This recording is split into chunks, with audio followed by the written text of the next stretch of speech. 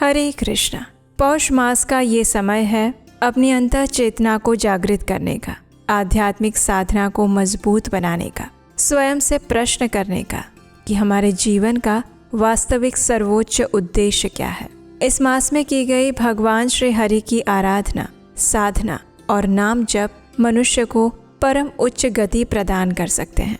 और इसीलिए इस पौष मास में हम श्रवण कर रहे हैं इस मास से जुड़ी हुई सुंदर पौराणिक कथाओं का। तो आइए हमारे इस कथा श्रृंखला को आगे बढ़ाते हैं और सुनते हैं आज की पौष मास कथा। आइए आज की कथा आरंभ करते हैं। श्रील सूत गोस्वामी ने कहा, हे द्विजवरों, ऋषियों के पुण्यमय संपर्क से, उनके साथ वार्तालाप करने से, उनके द्वारा शरीर का मंथन होने से राजा वेन का सभी पाप निकल गया। उसके बाद उन्होंने नर्मदा नदी के दक्षिण तट पर जाकर तपस्या करना आरंभ किया। उस समय वे तृणबिंदु ऋषि के पाप नाशक आश्रम पर निवास करने लगे। काम और क्रोध से रहित होकर 100 वर्षों से अधिक समय बीत गया। राजा वेन अब निष्पाप हो चुके थे, इसलिए उनकी तपस्या से प्रसन्न होकर भगवान श्री विष्णु ने प्रत्यक्ष रूप में उन्हें दर्शन दिए और उनसे कहा, हे राजन, तुम मुझसे जो भी वर मांगना चाहो मांग सकते हो। तब वेन ने कहा, हे देवेश्वर, यदि आप प्रसन्न हैं तो मुझे ये उत्तम वर दीजिए। मैं पिता और माता के साथ इसी शरीर से आपके परम पद को प्राप्त करना चाहता हूँ। आपके ही तेज से आपके परम धाम में जाना चाहता हूँ। तब भगवान श्री हरि ने कहा, हे महाभाग, पूर्व समय में तुम्हारे महात्मा पिता अंग ने भी मेरी आराधना और भक्ति की थी और उसी समय मैंने उन्हें वरदान दिया था कि तुम अपने पुण्य कर्म से मेरे उत्तम धाम को प्राप्त करोगे। अब तुम मुझसे एक पहले का वृतांत सुनो। तुम्हारी माता सुनीता को बाल्यकाल में सुशंख ने कुपित होकर श्राप दिया था और उसके बाद तुम्हारा उद्धार करने की इच्छा से मैंने ही राजा अंग को वरदान दिया था कि तुम्हें सुयोग्य पुत्र की प्राप्ति होगी। तुम्हारे पिता से तो मैं ऐसा कह चुका था और इस समय तुम्हारे शरीर से भी मैं ही राजा पृथु के रूप में प्रकट होकर समस्त लोक का पालन कर रहा हूँ। पुत्र अपना ही स्वरूप होता है, ये श्रुति का सत्य वचन है। इसलिए राजन, मेरे वरदान से तुम्हें उत्तम गति मिल चुकी है। अब तुम एकमात्र दान धर्म का अनुष्ठान करो। दान ही सबसे श्रेष्ठ धर्म है, इसलिए तुम दान दिया करो। दान से पुण्य होता है और पाप नष्ट हो जाता है। उत्तम दान से कीर्ति बढ़ती है और सुख मिलता है। जो भी मनुष्य श्रद्धा पूर्वक सुपात्र व्यक्ति या ब्राह्मण को गाय, भूमि, सोने, धन और अन्न आदि का महादान देता है, वो अपने मन से जिन जिन वस्तुओं की इच्छा करता है वो सब मैं उसे दे देता हूँ। भगवान की ये बात सुनकर राजा वेन ने कहा, हे जगत के नाथ, मुझे दान उपयोगी काल का लक्षण बताइए, साथ ही तीर्थ का स्वरूप बताइए और कौन इसके लिए उत्तम पात्र होता है उसका भी लक्षण बताइए। दान की विधि को विस्तार के साथ बताने की कृपा करें। राजा वेन की जिज्ञासा सुनकर भगवान श्री हरि ने कहा, हे राजन, अब मैं तुम्हें दान का समय बताता हूँ, ध्यान से सुनो। नित्य, नैमित्तिक और काम्य, ये दान काल के 3 भेद हैं। चौथा भेद प्रायिक यानी मृत्यु संबंधी कहलाता है। मेरे अंशभूत सूर्य का उदय होते हुए देखकर जो जल मात्र भी अर्पण करता है, उसके पुण्यवर्धक नित्य कर्म की कहाँ तक प्रशंसा की जाए। उस उत्तम समय के अंदर जो श्रद्धा और भक्ति के साथ स्नान करता है, पितरों और देवताओं का पूजन करके दान देता है, जो अपनी शक्ति और प्रभाव के अनुसार दयार्द्र चित्त से अन्न, जल, फल, फूल, वस्त्र, पान, आभूषण, सुवर्ण इत्यादि वस्तुएं दान में देता है, उसका पुण्य अनंत हो जाता है। हे राजन, मध्याह्न और तीसरे प्रहर में भी जो मेरे उद्देश्य से खान पान आदि वस्तुओं का दान देता है, उसके पुण्य का भी कोई अंत नहीं होता। इसीलिए जो मनुष्य अपना कल्याण चाहता है, उसे तीनों समय निश्चय ही दान देना चाहिए। मनुष्य को अपना कोई भी दिन दान से खाली नहीं जाने देना चाहिए। दान के प्रभाव से मनुष्य बहुत ज्यादा बुद्धिमान, सामर्थ्यशाली, धनाढ्य और गुणवान बनता है। अगर एक पक्ष या फिर एक मास तक मनुष्य अन्न का दान नहीं करता है तो मैं उसे भी उतने ही समय तक भूखा रखता हूँ। उत्तम दान न देने वाला मनुष्य अपने मल का भक्षण करता है। मैं उसके शरीर में ऐसा रोग उत्पन्न करता हूँ जिससे उसके सभी भोगों का निवारण हो जाता है। जो तीनों कालों में ब्राह्मणों और देवताओं को दान नहीं देता और स्वयं ही मिष्टान्न खाता है, उसने महान पाप किया है। हे महाराज, शरीर को सुखा देने वाले उपवास, ये सब भयंकर प्रायश्चितों के द्वारा उसको अपने देह का शोषण करना चाहिए। हे नरश्रेष्ठ, अब मैं तुम्हारे सामने नैमित्तिक पुण्य काल का वर्णन करता हूँ। ध्यान से सुनो।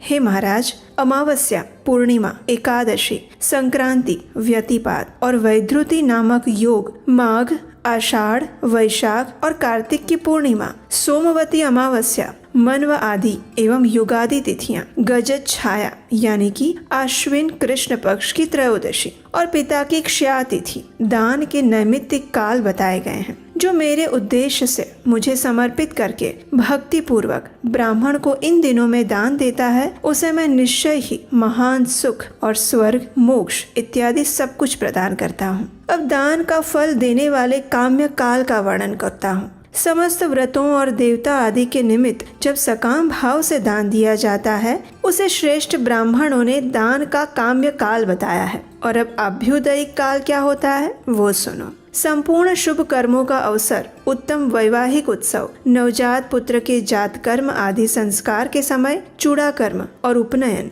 इत्यादि के समय, मंदिर, ध्वजा, देवता, बावली, कुआं, सरोवर और बगीचे आदि की प्रतिष्ठा के शुभ अवसर पर, इन सब समय पर जो दान दिया जाता है उसे अभ्युदयिक काल कहते हैं। और इस समय में जो दान दिया जाता है वो संपूर्ण सिद्धियों को प्रदान करने वाला होता है। अब मैं तुम्हें पाप और पीड़ा का निवारण करने वाले अन्य काल का वर्णन करता हूँ। मृत्यु काल प्राप्त होने पर अपने शरीर के नाश को समझकर दान देना चाहिए। वो दान यमलोक के मार्ग में सुख पहुँचाने वाला होता है। हे महाराज, नित्य, नैमित्तिक, काम्याभुदयिक इन काल से भिन्न अंत्य काल यानी मृत्यु संबंधी काल का भी मैंने तुम्हें परिचय दिया है। ये सभी काल अपने कर्मों का फल देने वाले बताए गए हैं। अब मैं तुम्हें श्रेष्ठ तीर्थों का वर्णन करता हूँ। उत्तम तीर्थों में ये गंगा जी बड़ी पावन जान पड़ती है। इनके सिवा सरस्वती, नर्मदा, यमुना, तापी, चर्मणवती, सरयू, घाघरा और वेणा नदी भी पुण्यमयी तथा पापों का नाश करने वाली है। कावेरी, कपिला,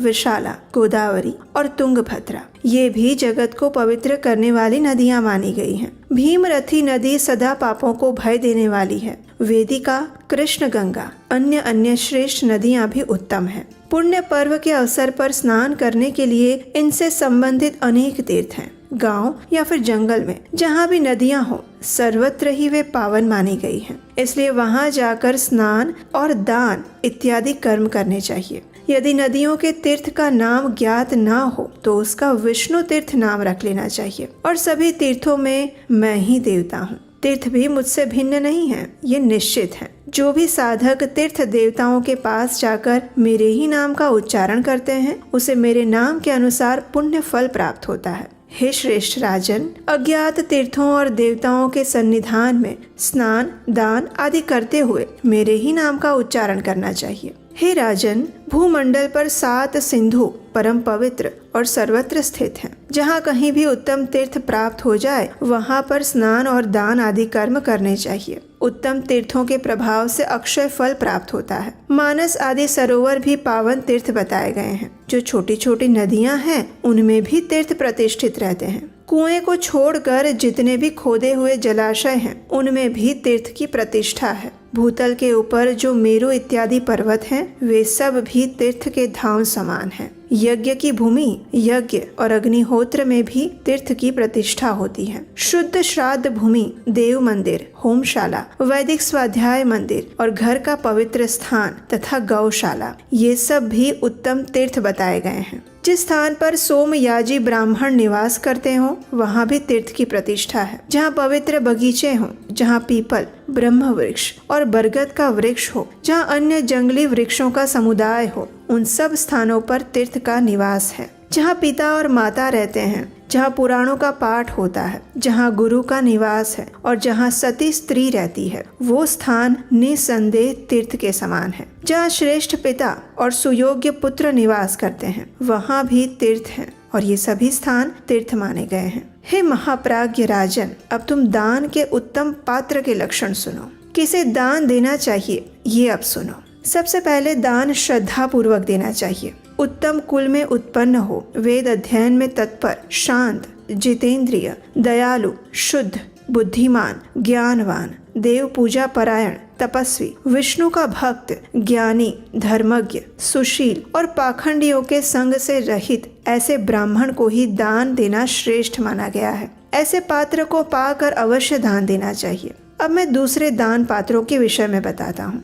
आगे बताए गए सभी गुणों से युक्त बहन के पुत्र यानी भांजे को, पुत्री के पुत्र यानी दौहित्र को भी दान का उत्तम पात्र समझो। इन्हीं भावों से युक्त दामाद, गुरु और यज्ञ की दीक्षा लेने वाला पुरुष भी उत्तम पात्र है। ये दान देने योग्य श्रेष्ठ पात्र बताए गए हैं। जो वेदोक्त आचार से युक्त हो वो भी दान के पात्र हैं। धूर्त और काने ब्राह्मण को दान नहीं देना चाहिए। जिसकी पत्नी अन्याय युक्त दुष्कर्म में प्रवृत्त रहती हो, जो स्त्री के वशीभूत रहता हो, उसे दान नहीं देना चाहिए। चोर को भी दान नहीं देना चाहिए। उसे दान देने वाला मनुष्य तत्काल चोर के समान बन जाता है। अत्यंत जड़ और विशेषकर शठ ब्राह्मण को भी कभी दान नहीं देना चाहिए। वेद शास्त्र का ज्ञाता होने के बाद भी जिसके अंदर सदाचार नहीं है वो श्राद्ध और दान में सम्मिलित करने योग्य ब्राह्मण नहीं माना जाता। श्रद्धा पूर्वक उत्तम काल में, उत्तम तीर्थ में और उत्तम पात्र को दान देने से उत्तम फल मिलता है। हे राजन, संसार में प्राणियों के लिए श्रद्धा के समान पुण्य, श्रद्धा के समान सुख और श्रद्धा के समान तीर्थ कोई नहीं है। हे नृपश्रेष्ठ, श्रद्धा के भाव से युक्त होकर मनुष्य सबसे पहले मेरा स्मरण करे और उसके बाद किसी सुपात्र व्यक्ति के हाथ में दान दे, और इसी प्रकार विधिवत दान करने का जो अनंत फल मिलता है उसे मनुष्य प्राप्त करता है और मेरी कृपा से सुखी हो जाता है। इस प्रकार भगवान विष्णु ने राजा वेन को दान के विषय में विस्तार से चर्चा सुनाई। और ये थी हमारी आज की पौष मास कथा। लेकिन अभी भी नैमित्तिक दान का वर्णन पूरा नहीं हुआ है। वो हम सुनेंगे हमारी इसी पौष मास कथा श्रृंखला की अगली कड़ी में। उसे सुनने के लिए आपके अपने चैनल को याद से सब्सक्राइब कर लीजिए, बेल आइकन दबाकर नोटिफिकेशन ऑन रखिए। और अगर आज की इस कथा में आपको दान के विषय में महत्वपूर्ण जानकारी मिली है तो इस वीडियो को अधिक से अधिक लोगों तक शेयर कीजिए। उन्हें भी बताइए कि आखिर दान किसे देना चाहिए, किस समय में देना चाहिए और किस प्रकार देना चाहिए। हमारी वैदिक संस्कृति की महानता को अधिक से अधिक लोगों तक पहुंचाने से उसका पुण्य फल भी आपको प्राप्त होगा। और हम आपसे मिलेंगे इसी कथा श्रृंखला की अगली कड़ी के साथ कल प्रातःकाल। हरे कृष्णा।